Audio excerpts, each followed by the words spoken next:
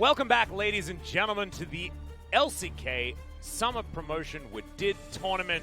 With Griffin 1-1, we are blessed with a third game in the series.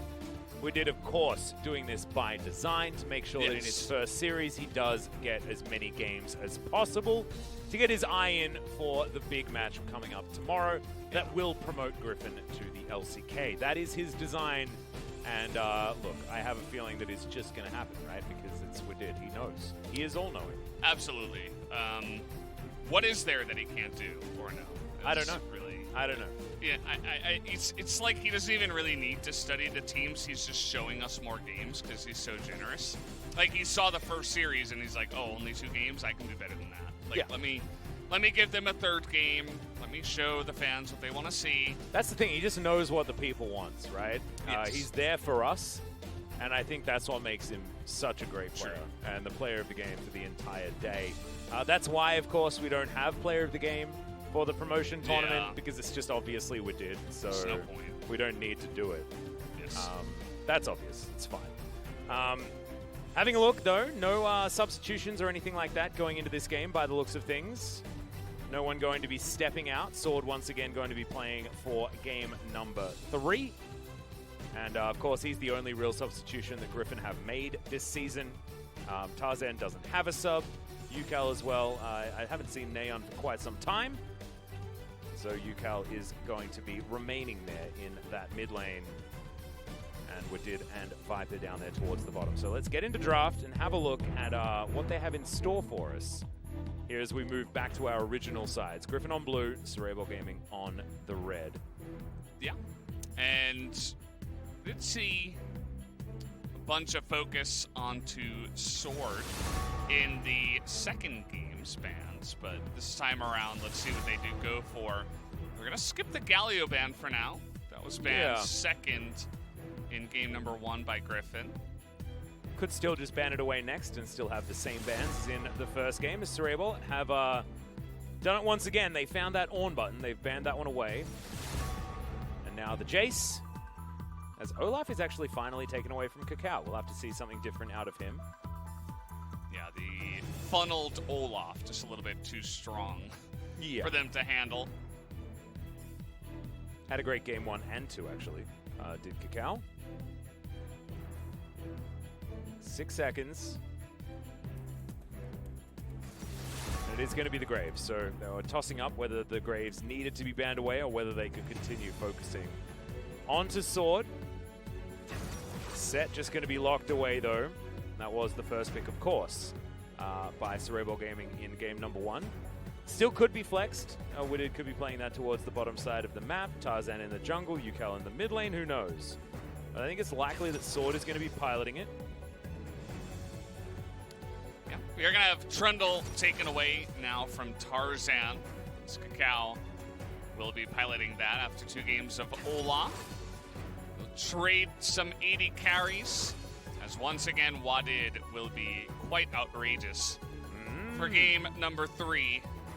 Wonder whether this means that he gets to show us a different skin choice in this game. Try and mix it up. Went with the Cloud Templar option before. Now thinking about what he wants to do. Dan Chung, whether he's going to pick away a mid laner or just lock in a support. And that looks like it is going to be the way. 1 second to go. Yuumi locked in. It's not going to be the Team Rocket special. Ezreal and Zoe not picked up. And of course, Misfortune's already there. Misfortune possibly a stand-in for Jesse. Does have the red hair. It's not quite pink, but still close enough. Definitely close enough. Are there any guys in League of Legends that have purple hair? Purple hair? Yeah, that's what James's hair color is.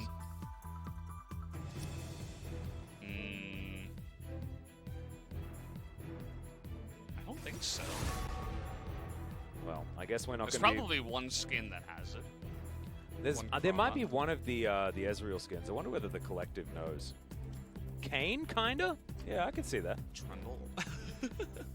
Trundle. Trundle actually does have purple hair. There it is. It's James. There we are. We've actually got Team Rocket locked in. Yeah, he's changed a little bit. I guess we're blasting off again. Yeah, James is, it's undead James. Undead James. Haven't you seen what happened in the series? It's come a few years, True. you know? Yeah. They like the zombies. Well, we don't like top laners on the side of Griffin, as the Gangplank and the Silas both banned away. Tal, of course, was very good on the Silas in the last game and was, of course, fantastic at Gangplank as well. Although he did play on SKT at the time where they were struggling the most in 2018, he still had some decent games. And then, of course, moving over to Harmful Life, played alongside Sangyun there as well, and had some okay games there also. Was very 6th place, as finally the Galio gets through, and Dan Chung is going to have his chance on the pick. We saw a lot of talking out of Tal, like he was telling Sangyun what to pick, but they changed that up. The Galio that does get locked in. I don't think we're going to be seeing top Galio, especially because it is Dan Chung. Yep. And now Syndra. Locked in. Syndra into Galio is an interesting one, as there is the Mordekaiser, so it is going to be either the jungle Mordekaiser or the jungle Set. I have a feeling Set is going to be making his way into the jungle this time. But now, with Mordekaiser being blind picked, could be a little bit scary. Tal thinking about going back to the Darius again. Maybe that's what he was talking about. It's like, guys, I just really want to play Darius. I really, really want to play Darius, and I need you to lock in Darius. Ooh, this would be cool. All right. I like this. The Cassiopeia top as the answer to the Mord. Yeah, Okay. It's another pick that can zone melee champions pretty nicely. And it also does quite well into Mordekaiser Set that are going to be coming into you. So it's definitely not what we were expecting. Does add a nice amount of scaling into their composition, has a bit more protection because of a tankier mid lane. It's not like just another mage or anything like that. Yep. Very interesting. It's cool to see some mix-ups in drafts. We don't always get that here in Korea. Haven't seen a lot of the Cassiopeia top for a long time as well, so has been something that's been able to work for a very long time, but just haven't really seen so much of it. So we'll see how Tal is going to go in a longer lane on the Snake Lady. But this is going to be your pretty standard, apart from, I guess, the Mordekaiser composition coming out from Griffin. The Callista Taric is very powerful, as well as the Syndra, and Yukal has been having a very good day so far on the Azir, and even LeBlanc, even though he wasn't able to get enough done in that game. He was still very impressive. Looking over the other side, we've got a lot of interestingness coming in for SEORABEOL Gaming. With the Cassiopeia top, the Galio mid, and Misfortune Yumi on the bottom side of the map. Yeah, there aren't great engaged targets for the Galio, but as I was talking about before, the magic shields can help out a little bit. You know, if you get ulted by a Cinder or something and they're coming into you, Galio ult onto whoever is in the front as... Okay. Uh-huh. Immediately, we have ourselves a bit of a pause. Yeah, I haven't been able to do this where I turn around and have a look to see what's been going on. See what did. Having a look, hands on head at the moment. He's like, yes, this is what I do to the video games. If you guys... Okay, so Sword has a slight problem with his screen. And he's just going to be restarting his PC and getting back in as soon as possible. He saw Wadid's champion on the screen, and he just... Yeah, he couldn't handle it. Couldn't handle it. Needs to turn down the brightness settings. So yeah. We're going to be going ahead and doing that quickly. And we are back into the game now. So not enough time to really have an episode of the Pog State or anything like that. But that is fine. Now we're back into the action to see what Wadid has in store for us for this Player of the Game performance in game number 3. Yeah, gonna have to take a look here at what will happen. That's an interesting skin. That is a skin that you could choose. What is that, like Fat Spyro? Galio? Fat Spyro Galio? That's what it looks like a little bit. Yeah. Look at Fat Spyro. Right? It's very pink. He is. Yeah. So Spyro. A fun speedrun. by the way. Spyro. Yeah, he just goes really fast. So that works in a speedrun pretty well. Hey, Dan Chung, where's your remote? Yeah, Dan Chung. Does Yukao, you didn't play for IG. But still flashing it. Big rookie fanboy. Throwback to 2019. Not the right kind. As Tarzan, see how he goes on this jungle set. He's just loves this phase rush, does this guy, especially since the buff. Just wants to have as much movement speed as he possibly can. Gonna be just going blue into Gromp, probably to red. See how aggressive he wants to get. Yeah. Or if he wants to go for a full clear. As we did see, I forget who that was in the last game. That got really aggressive with that strategy. Can't help you. Beyond. All right. Yeah, it was Beyond. Yondu. Yondu, yes. With the Oh yeah, whistling. with his Graves. Yeah. Sorry. No, with the Trundle. Where he his was Trundle? like mirroring the Gragas. Ah, yes. But Tarzan is actually going to clear Wolves and go straight into the river, actually. I was about to say Raptors. Thankfully, I caught myself. Raptiva. Yes. It doesn't have the red buff, so he's not going to fight there. Well, Dan Chung didn't get the memo that, in fact, the Trundle did stay back to clear a ward. Yukao just walks north and is going to be fine, but Kakao putting down the super fast runny ground. Is that what it's called? Yeah, that's the technical Super fast name. runny ground. Super fast runny ground. Yeah. Well said. I don't know what else I'm supposed to say. It's the name of the True, ability. true. Yeah. You're good at your job. Yes, the You know- opposite you know the side of that ability coin names. is, of course, Cassiopeia's not running at all ground.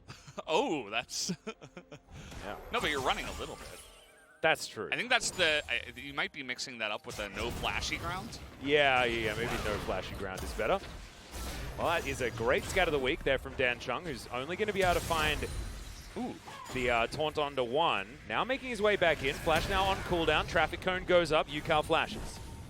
And there are a lot of F buttons that now do not have any availability on Griffin's side. Yeah, they're going to Face engage breaker. here once again. And another flash is going to be used.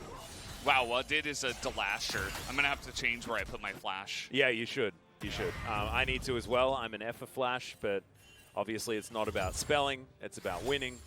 And we did understanding, I guess, that it's just better to have it on D. He gets it. Yeah. I'm just going to have to listen to him. It's scary because he gets something that I just don't know. As Justice Punch comes down, good taunt onto Yukao, but he immediately cleanses it. And Wadid also comes forward, helps pick up that kill, but of course we know that it went to Syndra, but it was deserved by Wadid. He is just so generous. Again, I mean, he gives over the kill. Yeah. And his presence alone changes the outcome of that game. Not even joking. Hey, you notice Kakao not even going anywhere near Wadid until now. But still, they're not touching him. Too much respect. We do answer the kills, though, as SEORABEOL Gaming are able to take down Tarzan. We'll see whether Wadid is going to be able to get us out of this mess that Griffin find themselves in. Here on the top side of the map, just farming things out. Both the Mordekaiser and the Cassiopeia, very even at the moment. We'll see whether that does change in either of their favor.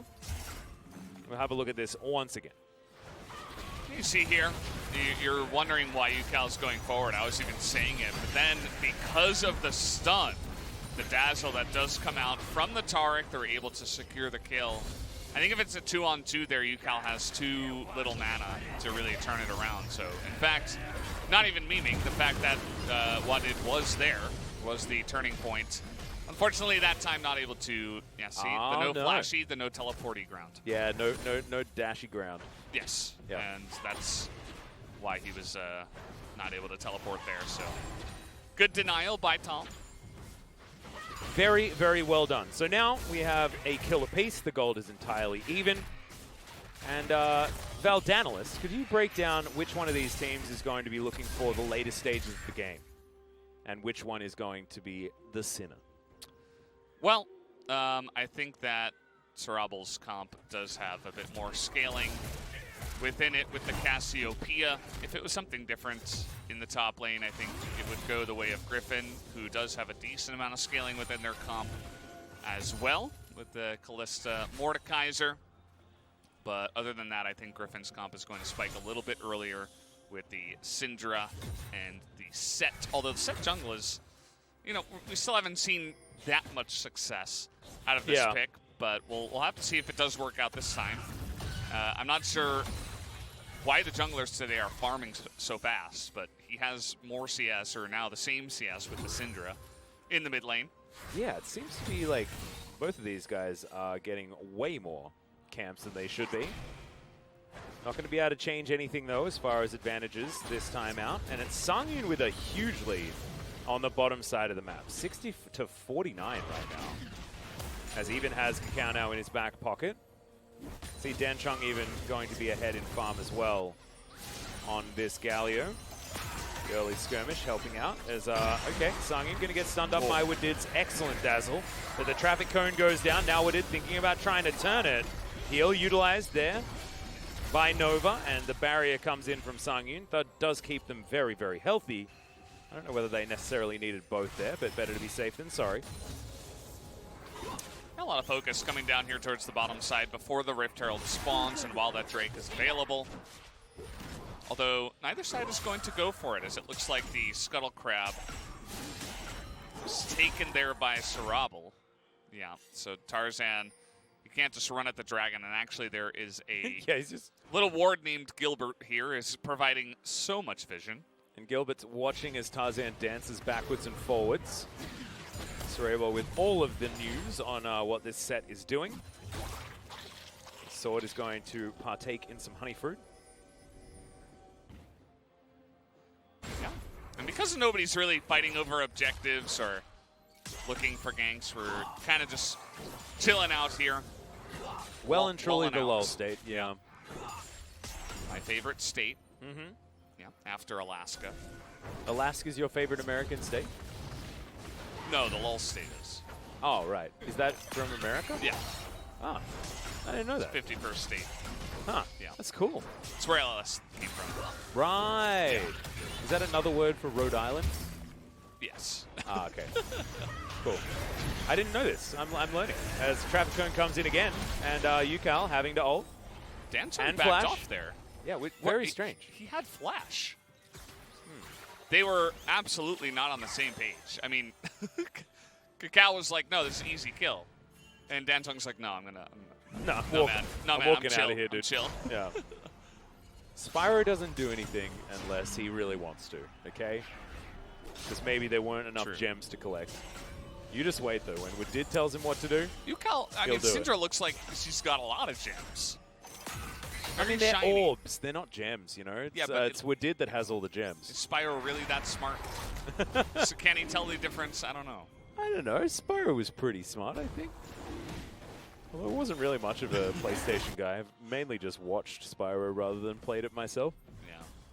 I'm a fake Spyro fan. That was me. Being the youngest brother of 3 means that you do a lot of watching and not playing of games. Yep. That was my scenario. I never really owned consoles either, so I'd go over to other people's places to play games. Yeah. And that meant mainly just watching until I maybe got a turn. Yeah. And then I'd be so terrible that they wouldn't let me play more, you know? Because I hadn't played the games, so how am I supposed to be good? Yeah. It's unfair. It was back in the day when every household had one computer and, you know, multiplayer games weren't huge back then. Yep. Although I used to play a little bit of NHL 96. That was fun. NHL 96? Yeah. Dang, that's an oldie. That's when I was 5. Yeah, that's when I was, I think I was playing like Diablo 1. But around that time. And, of course, Donkey Kong Country 3. Of course. Dixie Kong's Double Trouble.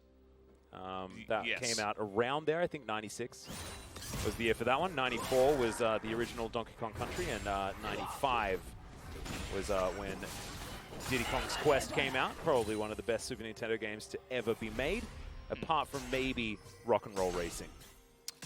Did you play Rock and Roll Racing? One of Blizzard's best titles ever? No, we didn't have a Super Nintendo, actually. Oh, my, really? my uncle did. So sometimes we would play his, but yeah. I think our first console was... You were a Sega family? Yes. Yes, we were, actually. Well, UCal might be as well, as Cosmic Radiance able to be armed just in time, of Wadid. course. Wadid in control. Ulti comes through from UCal and is going to be able to lock down the Gargoyle as Kakao is in the Death Chamber. Well, the Death Realm, soon to be Death Chamber, unless he can flash his way out. Zumi's working out there as Nova had the heal back off cooldown yet again. SEORABEOL Gaming able to limp away, but they do lose their mid laner. So this is what we talk about when we say omniscient. He knows everything. He can see the future. Perfect positioning for the Cosmic Radiance to totally negate all of the enemy's damage. Do you notice didn't have to use exhaust or flash there either? No. Because, of course, just had the whole situation on lockdown. He knows he's going to need that for the future fight that he sees coming. Yep. Already. And despite both of the fights that both of the kills that we've had for Griffin so far this game being in the mid lane, we did 100% kill contribution. Yeah. He was Wadad that time. He was absolutely. He was the caretaker. Yeah. The provider for his younger The son. hunter-gatherer. That is UCal. Look at this. Perfect. Unbelievable. There's nothing else to say. That was it. That's just what a perfect player does. Yeah. You know, I guess we don't really need to break it down any further. Double teleport comes in. Tala's like, I wish I could do something, but Death Realm plus everybody else being zoned out means he can't. So even though he's winning the lane, the teleport ends up being, I suppose, more effective for Sword, as he does get the flash away from Kakao with Mountain Drake coming up in 2 minutes, which is always going to be super useful. Take away the jungler's flash. Yeah.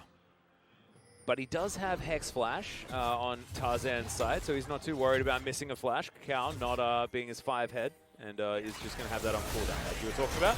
Traffic Cone comes in, though, as Tarzan is going to be taken down very, very low, but Wadid makes him his bastion, and of course, that's like saying he's immortal. Yes. Didn't quite understand what you said there, but yes. And we are going to throw down the Rift Herald here. Now, we only have about 17 seconds, so I hope Shelly has her boots on. She is going to get that charge, give a bunch of gold over to you, Cal and Tarzan. You know what? I want to get a Shelly skin where she has a helmet. Yeah. I think she like needs it. like a linebacker Shelly skin. Or like a, cyclist helmet. One of the really dorky or a cyclist hockey helmets. player. Yeah, that's true. Yeah. I hear that in hockey they also wear them. Yeah, sometimes. They did change the rules sometimes. Sometime recently, where you basically have to pick up your helmet now if it drops. Oh, really? Yeah. Whereas in the past, players would just, the goalies would play without helmets back in the day. What?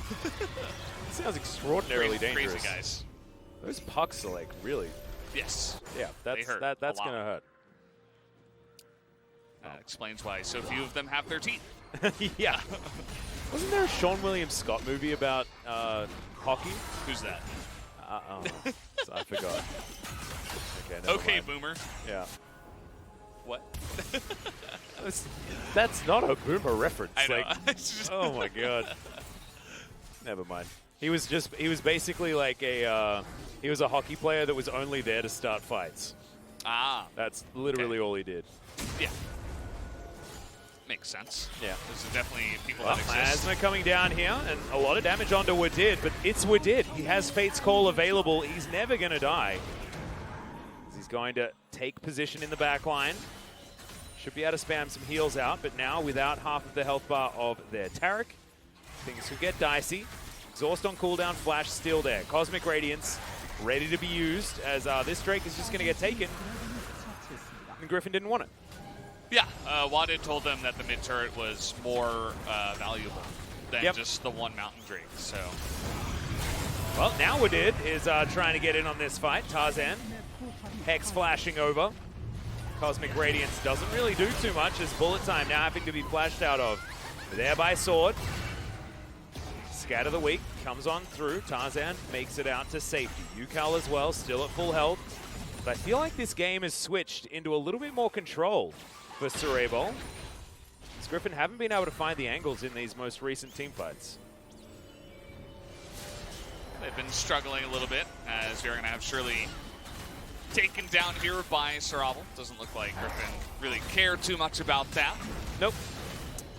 The collective 100% understanding that that was a 300 IQ ultimate out of Woodid. It's actually really good to be able to put our trust into those that are watching. Yes. To know that we don't need to fully explain all of the inner workings of Woodid's decision-making. Yeah. They just understand that it's obviously something that's way too smart for us to really get. I mean, Woodid is incredibly humble, so I don't want to, Yeah. overdo it and Yeah, make him yeah. uncomfortable because, I mean, Whereas don't want to disrespect Woodid. Precisely. It's a scary thought.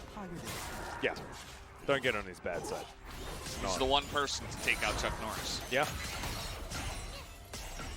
I actually think that he didn't even take out Chuck Norris. Chuck Norris bowed out of the fight because he knew that there just wasn't any way. There you go. Even better. Yeah. It's like a respect thing. Yeah. You just That's what I didn't was even saying. wanna do it. You gotta show respect. Yeah. It's very scary if you don't. Oh, that was close. Never mind. Yeah. So many of those moments get really, really dicey with good old Syndra breaking the patience of her blue buffs. See Griffin, though, they are ahead by about 1,000 gold. Yeah. This is by design. Yeah. This game isn't going to have all that much action just because of SEORABEOL mostly, just scaling up, sitting back, and Griffin not really able to take advantage so far yet of any of the fights that have happened. Woodid puts down the perfect Cosmic Radiance, but then his team doesn't go in. Yeah. Multiple times. It's been unfortunate. And now that it's a Cloud Soul, I don't think either side is really going to heavily, enforce taking down those Drakes as heavily as possible as some of the other Souls that we have had so far today. Yeah, I think that SEORABEOL maybe benefit a little bit more out of Cloud Soul in particular, just because Tile can ult and then reposition very quickly. Kakao throws down Subjugate and gets to stick to his target. Sangyun, after he's finished channeling the bullet time, can reposition to get auto attacks off. I think there is something to be said for how that does work. Of course, the Cloud Soul arms after channeled abilities, so even the Galio being able to utilize it after the heroic entrance is Kakao taking a bit of damage, but Tarzan wants to take Sangyun, who fails the flash over the wall. That is real bad news, Bears. Taunt comes in there from Dan Chung, though, as Tarzan going down very low, and Nova's able to take down that kill. UCal, a lot of damage off to the back end, as there's the Obliterate from Sword to take out the CAD. Double taunt does come down there from Dan Chung, but he gets immediately put into the Death Realm, which saves UCal from having to get out of the way, and a double kill will ensue for the Syndra. And Griffin, on the back of Woodid's obvious control of the team fight, they are able to move towards this inner turret in the mid lane and probably take that one down. UCal just so fed before the fight even began. I mean, take a look at his items. This is before he buys. Yeah. He was just chunking people with orbs over and over and over again. Nice engage, by the way, by Tarzan. He still gets it down. The fail flash is hilarious. But you're thinking here, oh, wow, Dan Chung going to come in here and be the big Galio carry. They take down Tarzan. But then just the reset of the fight was so good because UCal's able to come in here, stun 2 people, immediately take out the Yuumi. I don't know. I don't know why the Yuumi was off of her target at that moment in time. Oh, there's double stun as well. It's double stun into double stun. That fight was all UCal. Just give him the MVP right now. Sorry, Woodid. What? Sword Woodid already has the MVP. Yeah. For every game No, he has today. the player of the game of the series. Right. The MVP is, it's different. No, but he has that too. Sorry, Woodid. Yeah. Sorry. Thank you, Max, for saving me. That's all right. It was very good play out of UCal. It wasn't quite Woodid level, but it was definitely absolutely fantastic. The double stun was just a joy to watch. Thanks to Jonah Strong for letting us know. It was 3.6k damage. Ain't bad. It was all UCal. I mean, the guy is just incredible on the Syndra here. And I don't know why Sword ulted the It denied the taunt onto the Syndra so that she could get that double stun. Okay. Yeah. It was actually really cool. Yeah. If that's the case, then shout out to Sword.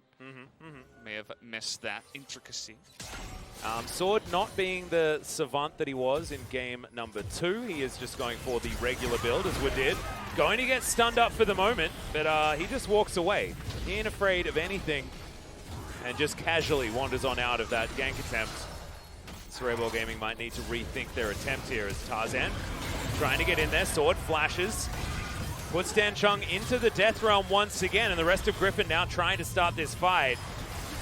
Dan Chung in trouble, but misses the last obliterate to Sword, as he should just be falling down here. Oh no, Sangyun again.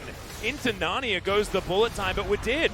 Fate's call, of course, is going to keep him alive, but Tarzan, is he going to be so lucky? Oh my god! The showstopper was sick, but in the end, nothing actually comes of it. But that looked really cool. Yeah, it did. Right? Yes. Cool ultimate for sure.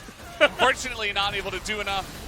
Or anything. Yukal was mostly zoned away by the Cassiopeia. This miasma is a huge pain in the Syndra side this entire time. Dan Chung is wow. Yeah, really trying fast. to bop. Yeah, Woodid. Yeah, but then he saw it was Woodid. Backed off, let him live. But the Baron did not live. That's unfortunate for any Griffin fans out there. We did decided that Griffin were probably going to win this game, but maybe they want to play on all 3 of the days, which might be his next idea. I can't fathom to understand the inner workings of a genius, okay? True. We've spoken about this before. But you can see, I mean, Dan Chung just bought a whole lot of time inside the Death Realm, and I don't know whether there was enough communication for Sword, as, oh no! Did he barely miss out? He did. He barely missed out on the Cosmic Radiance. What did was trying to get over there, but Sword, for some reason, needed to put down a Q. Is this sick, right? Yeah. It didn't do anything, but it was sick. Yukal, unfortunately, not able to follow up on that. He probably had multiple cooldowns at the time, plus the miasmas from Tal have been key in this game so far. So shout out to Tal. Yep. It's a tall order, but he has risen to the task. Wow. Yes. That was terrible on so many levels.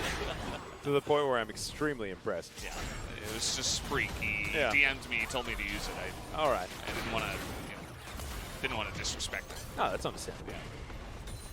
As Tarzan off to the side, we'll see whether the set is going to be able to find another ultimate like he did before, but this time actually find some way to make it work out.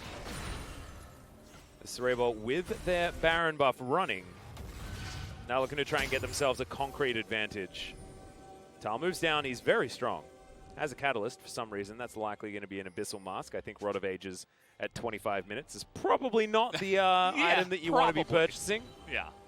I hope. And it's actually a really nice idea. I think if LS is watching this game, he's probably nodding his head. You know, the Jack Nicholson, the gif. He's like, yeah.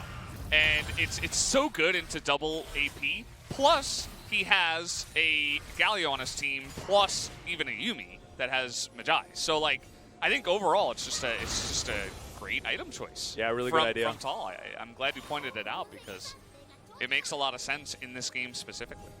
Ooh, Sword might be in a little bit of trouble here, as everyone roaming on down. Still with the Galio in the mid lane, but he can heroically enter this fight anytime he wants. Death's Grasp not going to find the target, as in goes Tarzan. Cosmic Radiance has been armed, but there goes the heroic entrance, and now Tarzan has to use the Haymaker defensively. Sword as well. I mean, he's not going to win that fight, even though he is in his own Death Realm. It doesn't matter. The Snake Lady is just able to hiss and take him down. And Griffin, again, find themselves on the back foot after one of these team fights, even though the Cosmic Radiance from Wadid was so good. Absolutely. And, you know, I don't think you don't want to pick up that Cassiopeia to go 1v1.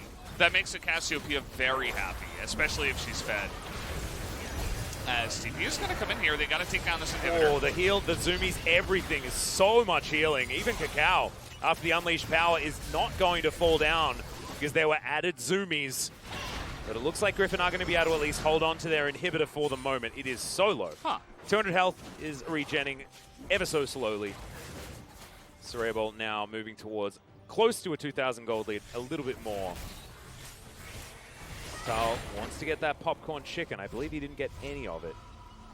As good old Yukal comes in and steals it. They're allergic to chicken anyway, so yeah, probably not a good idea. Well, we'll see here once again. The Cosmic Gradients is good. You like the idea. But this is what I was talking about, the disengage Galio ultimates. You keep that front target alive, and then everybody gets zoned away. It's such a huge radius that what are you going to do? I really love this composition from the side of SEORABEOL. I love the R5 Cassiopeia. I feel like it fits in perfectly. And then the Death Realm into Cassiopeia. Never do that again. I mean, you learned your lesson, hopefully. That's not something you want to do. It's like Cassiopeia gets all the room in the world, you know.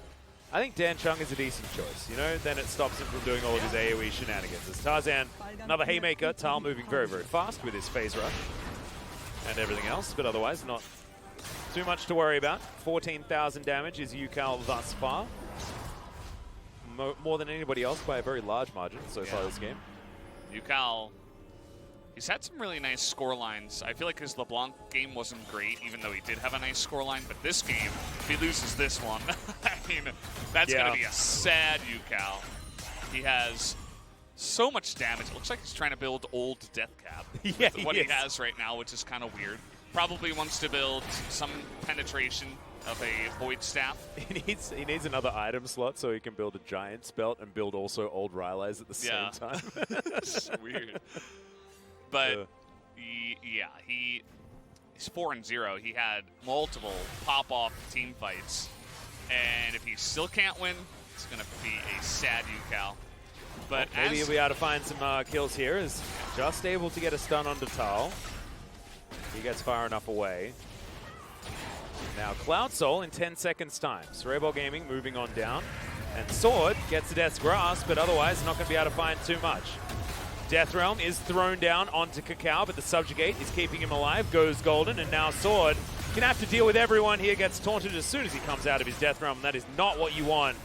As now SEORABEOL Gaming once again starting 5 versus 4, as that's a huge taunt to come over the side. Yukal down very, very low as he eventually has to flash. He was looking for a Blast Cone opportunity, as now Tarzan is going to be the one to fall down off the back end. Double up secures it. SEORABEOL with 2 kills now will get themselves Cloud Soul and possibly even more. Yeah, and that was just a totally broken team fight. You know, Sword gets caught out. Dan Chung able to pull off a great job to zone away the Syndra at the same time. And it was just all over the place. Very messy, but that's exactly what SEORABEOL will enjoy. A 5-on-1 into basically another 5-on-1. As they're just going to move over now after getting the Cloud Soul and pick up the Baron. And they should be winning this game. Is really high. Yeah, it's massive. But the Galio takes a little bit away from it, but it doesn't matter because Cassiopeia, Misfortune, both of them very, very strong. So you're exactly right. This is starting to slip further and further out of Griffin's hands. As Sword caught out of position and then not able, like this is another one of the targets that you probably wouldn't want to lock down, to be honest. They have wards in the river. They know that SEORABEOL is there coming into it. And he just decides that, by the way, great play here from Dan Chung. As the Yuumi final chapter, unfortunately, wasn't close enough. As Sangyun is being, quote-unquote, zoned by Tarzan, who eventually does die. But it does not matter, as they do pick up everything afterwards. As, this is a really good situation now for SEORABEOL. Yeah, Tarzan flashing on in, looking for Dan Chung. That was a very interesting interaction, but Dan Chung immediately goes into his Zhonya's. Now, has he bought enough time? And yes, the answer is there's no more CC available to stop that heroic entrance from exiting the team fight. We did, not going to quite find the dazzle there. So it was a good dodge from Cacao, and now Dan Chung trying to get away from Sword. It's a good ult from Sword this time. Yeah, he's able to use the Death Realm onto the Galio once again, and they were from the team fights that they were actually winning. And Sangyun was looking to take down Viper, but he baits him in with his stopwatch. And SEORABEOL Gaming, everything's gone wrong in an instant. And that will buy a lot of time and space for Griffin. Yeah, it was all kind of set up by Tarzan hex flashing over the wall and starting the fiesta, getting us, getting the music started with the Galio ulting away. As we're going to take another look here, as denies vision, hex flash over the wall, and great mechanics from Tarzan. You're thinking, oh, he's so tanky, he's got Zhonya's, it'll be fine. But then everything just gets so spread out, like, Yukao's over here on the right, Kakal's way far away, Sword is behind them. Yeah, the drive-by final chapter was very, very strange. Yeah, and this is a great ult from Sword. He sees the opportunity this time around and says, you know, I'm kind of alone here, but you're going to be alone in here with me. As they're able to take out Songyun at the end of it all. Lots of gold going to the pockets of Sword after that play. Yeah, now he looks like he's building a Zephyr in TFT. Wonder what that Giant's Belt and Negatron cloak are going to turn into. Might be a late Wit's End or something like that, and something else, but we'll see. Likely a Randuin's. We see a lot of Mordekaisers enjoy building the Randuin's. Allows you to slow people down in your Death Realm, and we'll let him use that ulti onto Songyun, although he will need to wait until the QSS is on cooldown before he can do so. Yukao moving on over here. Should be able to take down these minions just fine. This is a very close game, Valdez. Yeah, has turned into one. As we see, the effect of Cloud Soul is basically nothing. Yeah. A lot of the ultimates on the side of SEORABEOL are quite high in terms of cooldown time anyway, to the point where it's like you're not going to use it twice in a fight. So the fight is generally decided before you get a chance to use a second ultimate. And it's only a double stack when it comes to the CDR anyway, so it's not exactly like you've stacked up 4 and then it can really find some good opportunities to be utilized. I think the extra movement speed is helpful for a few of the champions, but I think you're right. Cloud Soul's just a bit crap, isn't it? Comparatively, like if they had Infernal Soul, probably they would have just blown up Griffin already. Yeah. Or Ocean Soul, like Danchong would have survived. They could have turned that fight around. Just not the best RNG for SEORABEOL, who played out the early and mid game quite well. Yep. 3 items now on Songyun, has his Bloodthirster completed. He is a very scary misfortune. So have a look at the direction he's going to be throwing that ultimate. That Negatron Cloak was indeed the Wit's End from Sword, so deviating from the build path just a little bit with his initial Proto Belt purchase. Give Mordekaiser a bit of extra mobility, but then going back to more of that attack speed style with a Giant's Belt there. For some reason. Yeah. Stats. Yeah. Living. Get that heal. Yes. And we are going to have a fight of this Elder. Definitely the biggest objective in League of Legends currently. And so you can't just ignore it. Or if you feel like you can't fight against it, you can't fight after they get it. So you just have to let them take your base. As we'll see. I mean, SEORABEOL do have good position on it for now. Griffin a little bit slow to group up and try to clear out vision and prepare for this. Yeah, Yukal also very close to picking up his Rabbidan's Death Cap, but unable to just yet. He does have the Void Staff. He prioritized that one over everything else. So he's going to have a lot of damage that's not going to be mitigated by any magic resist, but there isn't very much of it, to be perfectly honest, on SEORABEOL's side. We'll see. This is likely to be one of the deciding team fights in this game.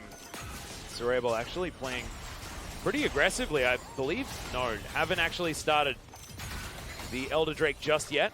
Tarzan has been chunked just a little bit, but Tal probably can solo this.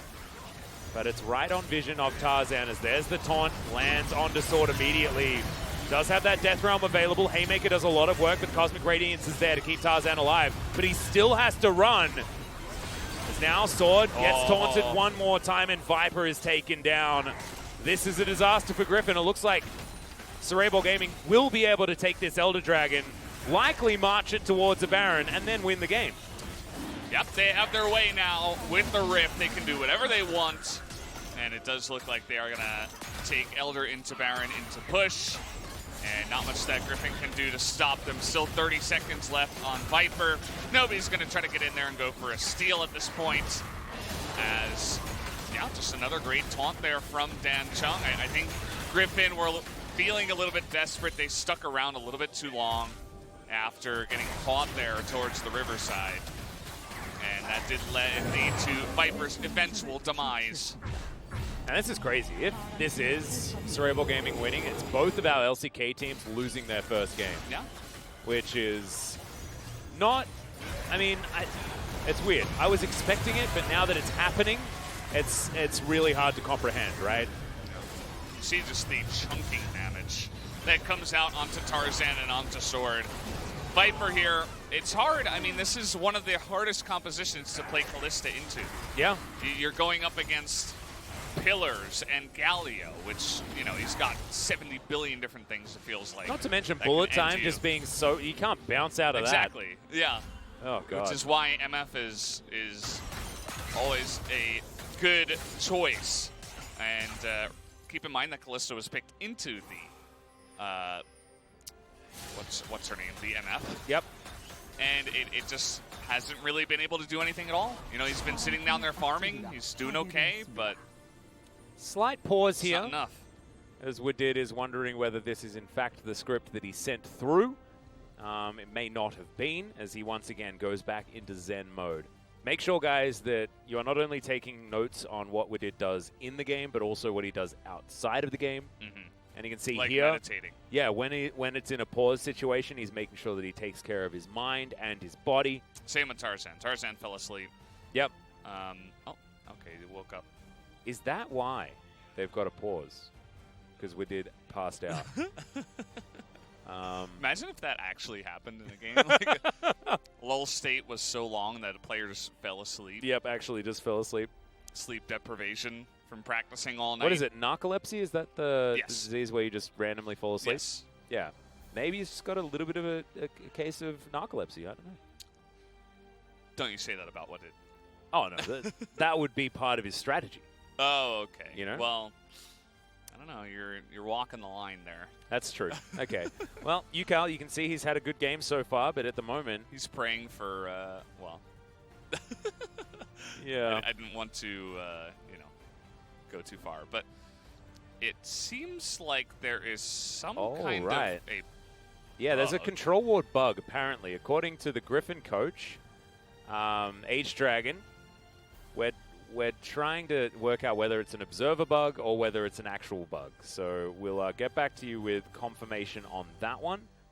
I do want to have a look at what the control ward is. We need to jump into that game, even if it is a little bit sepia mode, and allow those observers to show us exactly what they mean. This is a really good time to raise it right when the enemy took Elder Dragon and Baron and has Cloud Soul and just beat Uniteam Fight.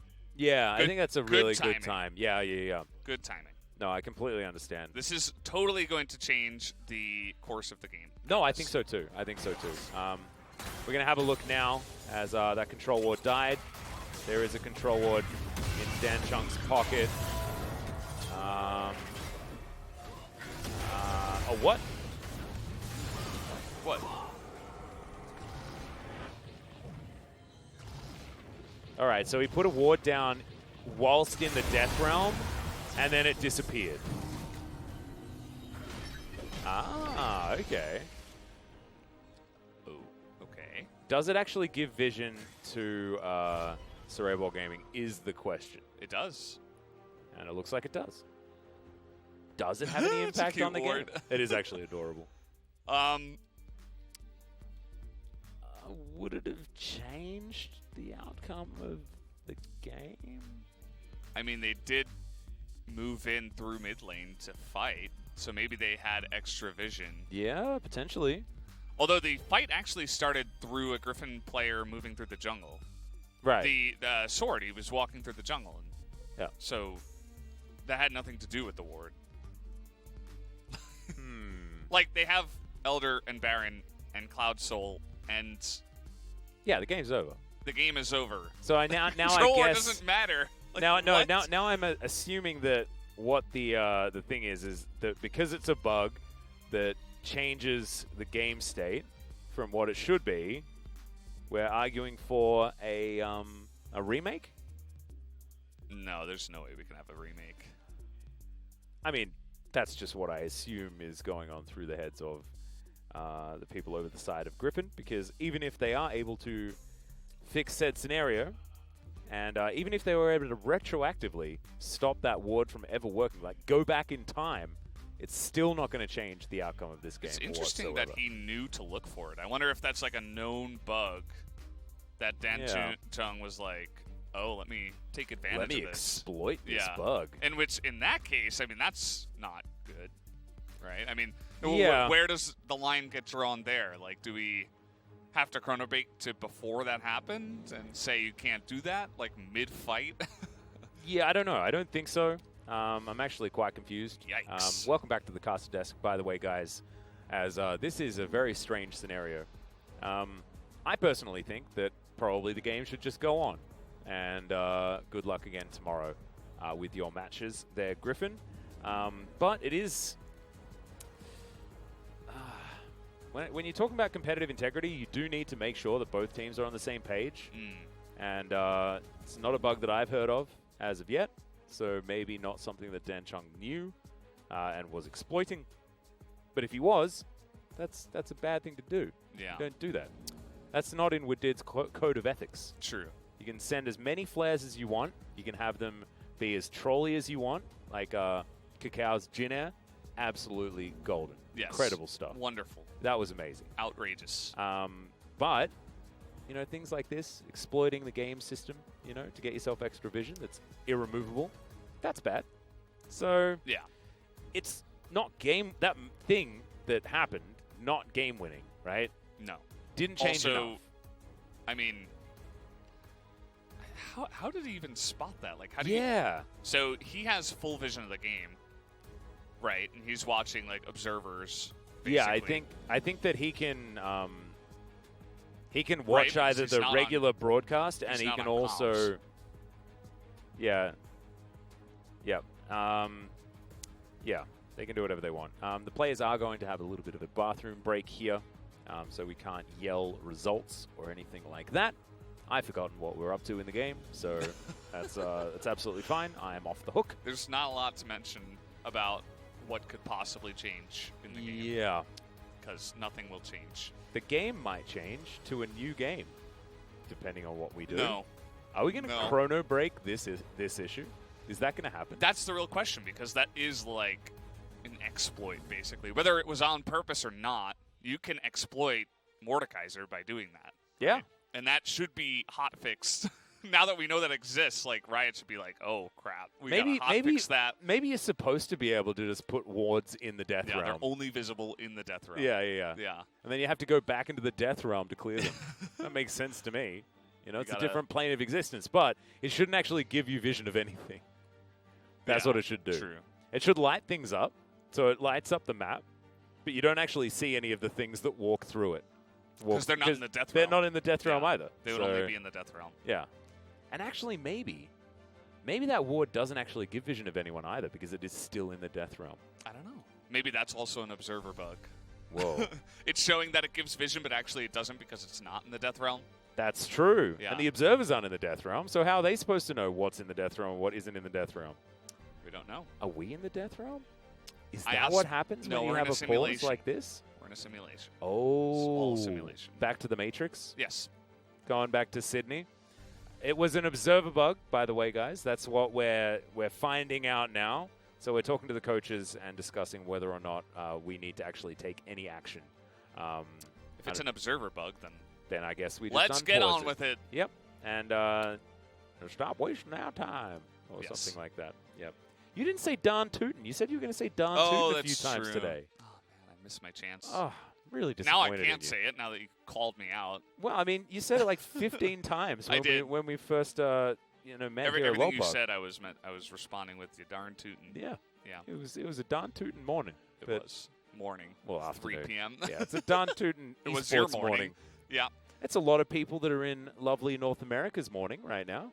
True. You know? Yes. So there we go. It's morning somewhere. It was morning somewhere at the time. Yep. Probably Europe. Yes. And Nailed it. yeah. Yeah. So darn I tootin'. woke up this morning. You did. Yeah. I had What was it, 11:59? my WoW raid. It was actually, it was at 12:01. Yeah, you had I your don't know if that counts. your alt character raid, right? Yeah, Nice. Did you get some sweet loots? I did. I got a belt. Ooh, nice. Wait, that's the cool belt, right? This is on your priest? Yes. Nice. Yeah. Yes, it is. I'm glad that now we're having a World of Warcraft Yeah. conversation because there's not really much more to talk about as the coaches are now discussing what to do after this pause. I wanted to go back home and stream tonight, but now it's 10. What do you mean? Yeah, it's 10. That's fine. It's 10, and I have an angry neighbor, Atlas. You know about my angry neighbor, Peter? No. Yeah, Is his name actually Peter? No, but Okay. he bangs on the wall whenever I talk in my room after 1 a.m. He must work mornings. I can't understand it. Yeah, I don't understand that either. As we're going to have a look at Dan Chung's perspective and what he was doing here as he goes into the Death Realm. And...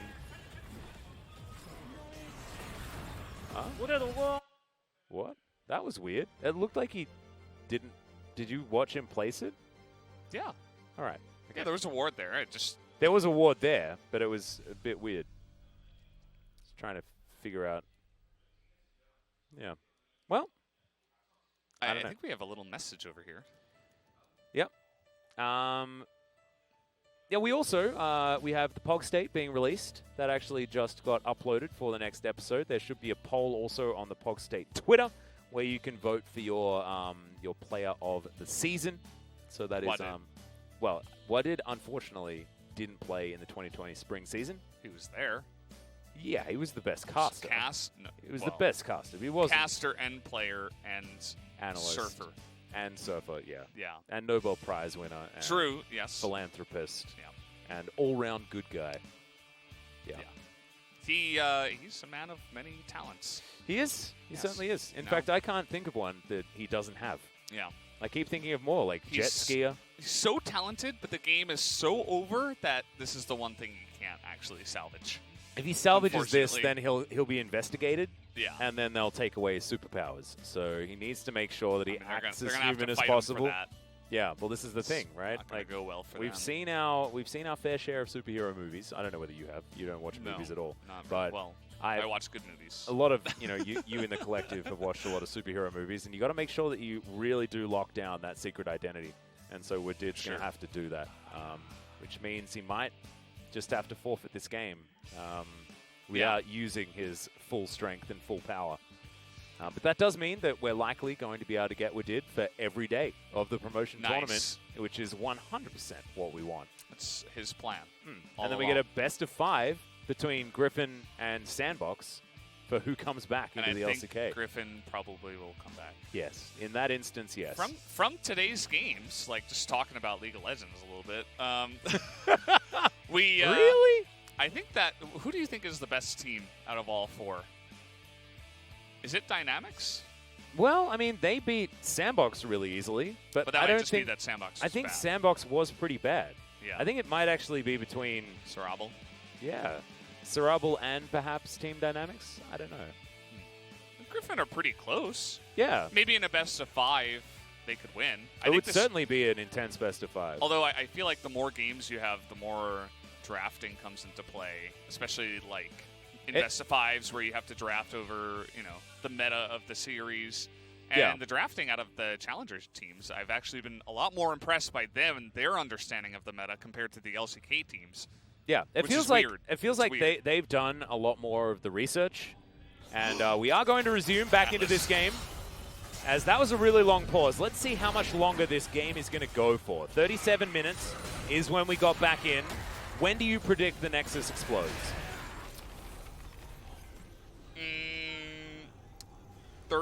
39 minutes, 40 seconds. Got it. All right, I'm going to predict 41 minutes. That was my first thought. All right. So we're on the same page here. Well, Tarzan goes in, gets himself the showstopper. Face breaker into a couple into the backline, but it's not quite enough. Tarzan, the Cosmic Radiance was good, but just not quite good enough. And Heroic Entrance has been so expertly utilized. Sungyun just takes down the Mordekaiser. There's the double taunt to come out from Dan Chung, the madman in the mid lane. as that was a flash for some reason. I'm not entirely sure why, but it's just in celebration of SEORABEOL Gaming taking down Griffin in their first best of 3 of the promotion tournament. Both of our challenger teams have now toppled their respective opponents from the LCK. And what that means, Atlas, is that one of the LCK teams will not be making it back into the LCK 100%. And one of our new challenger teams will be making it up there. So, we already have some results from the first day. Kakao, obviously incredibly happy. Poor Wadid, he looks pretty broken up about that one. Unfortunately, his supreme power did not bring his team to the win. Honestly, it wasn't his fault. Like, it was. I don't... No. Seriously, like, I think he actually did play well in his I actually thought, debut. yeah, UCal also played really well. I think, yeah, like you say, Wadid, I think, worked with Viper very well on the bottom side. Also, I think that there was good communication there. I think Tarzan had some whoopsie moments, and I think that Sword in the last game almost just soloed through. It was not very, not very strong. They... More than anything in Game 3, I think they got dunked in the draft. Like that SEORABEOL draft was actually a lot stronger than I originally saw it as, especially against Kalista. Like Viper, what was he even able to do? I don't recall a time where he was even able to like auto attack. And remember, Aphelios was up this game, right? Yeah. Like they could have played that instead, and it might have worked out better into this Misfortune composition. But you're right, I think the draft was good out of SEORABEOL Gaming, but the fact that they just, you throw out a couple of bans in Sword's direction, and then it looks like he's just not the player that was pretty capable on the Ornn in game number 1, right? He was pretty inconsistent on the Mordekaiser. There were times where results were great. There were times where they were absolutely not great. Yeah. to be nice, okay? And you were searching for a word there for quite some time. A couple of things came to mind, and I didn't want to say them because they were too mean, so I went with not great. And it wasn't great, so that's accurate. Yeah. It's not good. You got to be more consistent. And does that mean that we see Ontara tomorrow is, I guess, the question. We've been wondering that the entire split. Well, I mean, Hoya's also there. He had some ups and downs, to be perfectly honest, but I think that Ontara is, in most of our opinions, the better top laner for Griffin. Also has a very similar playstyle, like fits a similar role, right? He plays tanks and Rumble. Yeah. Like, that's pretty Griffin top lane, to be perfectly honest. And what did, actually, no memes, he got his team ahead. He was did. in the right place at the right time. And look at this. They didn't even dare touch him. See that? Yeah. If I had to choose a player of the game here, I would choose Dan Chung. I thought he was absolutely phenomenal on the Galio. Like, this was amazing engages over and over and over. Perfect ult timings, which is something that a lot of Galios have trouble with, especially because a lot of mid laners play Galio and they're not necessarily, the engaged, player for the team. Yeah. He was just really on point, and you weren't joking. I mean, you were saying this in Game 1, how Dan Chung's Galio is really awesome, and then finally it got through in Game 3. They say, it was banned in Games 1 and 2, and then he's like, well, that was a mistake. Let me show you my real power. And in talking to a lot of the Korean casters, they said that Dan Chung was the weak point of the team, but actually on Galio, he looks awesome. Well, he was the only player that didn't actually play in the LCK, right? He's played in the LPL. He's played in Challenger for quite a while, but this was the cool play from Tarzan that did nothing. Yeah. But yeah, Dan Chung has had certainly a lot of time on a lot of professional rosters. I think that everyone on SEORABEOL Gaming has a lot of the experience that you look for. And when I saw him for the first time, he was popping off. So that's sort of why I have sort of my opinion of it. As this is Dan Chung running Sword around the Rosie. And of course you throw down control wards when you're in situations like this to deny attack moving. And so that was likely why he did that. As we can see the ward right there. Observer bug though, guys, as I believe it disappears once you exit the Death Realm. This was that final fight. Wadid tried to do everything that he could, kept Tarzan alive with the Cosmic Radiance, but then you can't use it for anything else, right? And Viper is the one to bite the dust because it had to be used defensively for something that they didn't really want to use it for. It's just like a Galio highlight reel. Yeah. This is all I can think of when I'm watching this is just Dan Chung bopping nerds. Yeah. Just bopping them on the heads. And, Justice bopping. yes. That's what he was there doing. There you have it. Poor UCal, man. Yeah, dude. Poor UCal. UCal had a great series, but unfortunately the rest of his team not quite there with him. Game number 1 was good from everyone, to be honest, on Griffin. That was very cool, calm, collected, slow, drawn out, exactly how Griffin likes to win games. But this game, these ones, it's like SEORABEOL finds the on ban button and Griffin collapses entirely into a heap. And that's really sad. The Kalista damage kind of told the story of how Kalista does into that kind of comp. Like, the amount of times even that they were zoned away by Miasma alone, not to mention Galio taunts, Galio ults, Galio. And also Miasma is like the absolute worst thing a Kalista could ever have near her ever. It was such a good pick. Yeah. It was like, that's one of the reasons why, like, at the end of this day, I'm actually really satisfied by the Challenger teams. Their drafts were really great. Yeah. Actually, much better than a lot of LCK teams, which is saying a good amount, you know? And I'm really looking forward to what LS is going to talk about them as well. He's going to be back on the broadcast tomorrow. I'm really curious about what he thinks. As Sandbox versus Griffin take on one another, as well as Team Dynamics and SEORABEOL Gaming fight to see who is going to be in the LCK for 2020 Summer. That's crazy stuff. One of these teams is going to be promoting, is it Kakao doing it again in straight sets? Or is it Kuzan making his way back forward? Is it Rich with his redemption arc coming out of being Faker of Heroes of the Storm to try and once again find a spot? Because he was dropped from Gen G, right? It's not like he was eliminated or anything like that and then joined Team Dynamics to try and get back in. Now it's, you know, his chance to find another way in as well as beyond. Like, there are so many ex-LCK players that are in both of these squads that I know everyone at home would really like to see. Plus Kakao, who actually did have a great few games on both the Olaf and the Trundle.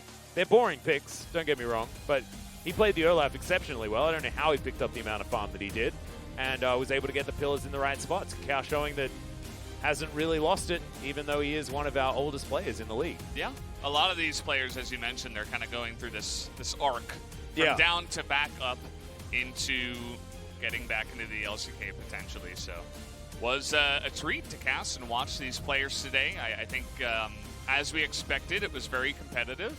Yeah. Other than Sandbox getting dunked, I suppose. But Team Dynamics, something to get hyped about there as well. Yeah, they are certainly an exciting team to watch. Like you were saying, the drafts are really good, so hopefully that continues as we move into tomorrow, so we can have LS as happy as possible.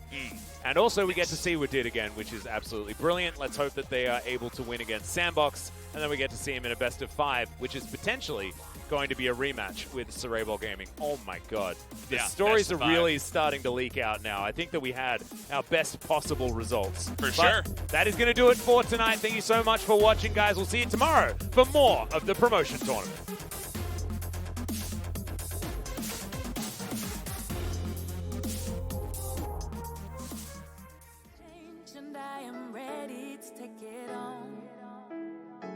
Told me to be myself and never feel alone.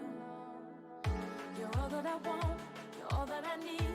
If I was ever in the dark, I'd see. You'll always be my hero. Before everything you've done, you'll always be my hero. You'll let the rising sun.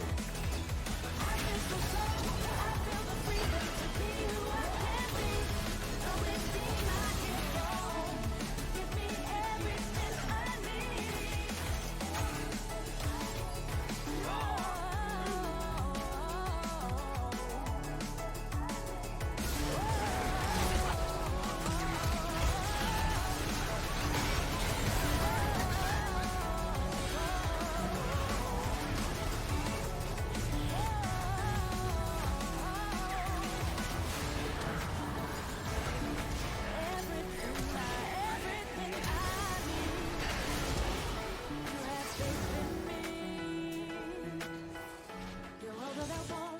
All that I need.